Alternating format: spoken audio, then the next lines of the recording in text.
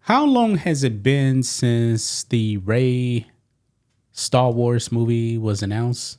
The new Jedi Order, where she's actually going to be rebuilding the Jedi. It's supposed to have a woke director named Charmin Obaid Chinoy.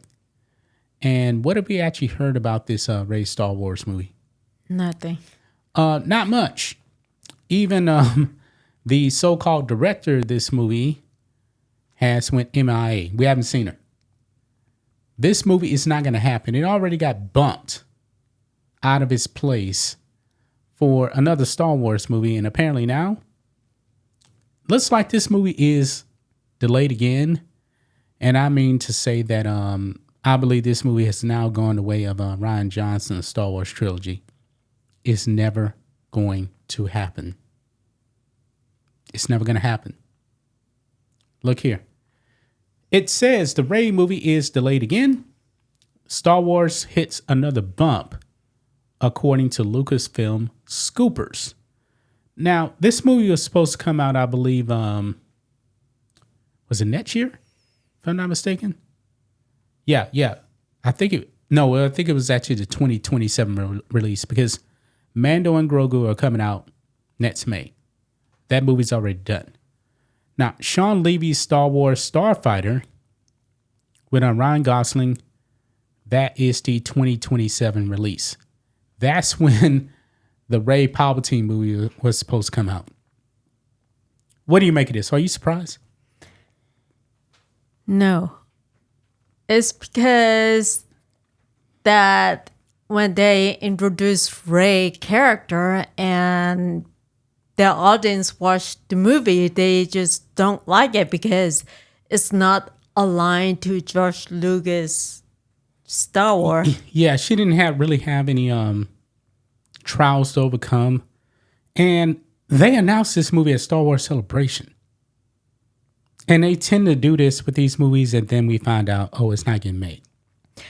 Yeah, and I guess the point is not being made is they don't have the script. They probably don't know what they are doing and try to get the audience to like the Rey character. Yeah, it's too late for me. I mean, Rey is not a good character. Her story arc was terrible. And when it comes to Rey, this definitely seemed like it was a Kathleen Kennedy made up idea. I mean, the character was horrible.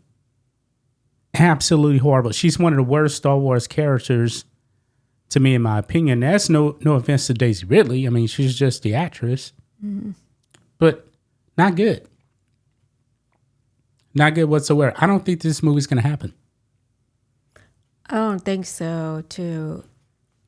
I mean, just look at when the audience are more excited to see what's the George Lucas movie that was in the theater with Anakin. What was the movie? The prequels you're talking about? Yeah, the Revenge of the Sith. Yeah, Revenge of the Sith. That was 2005. Yeah, and people were more excited than ever, and they make more money than ever. So that really tells you. Yeah, George Lucas never lost money on a Star Wars movie. Yeah, never. But I believe that the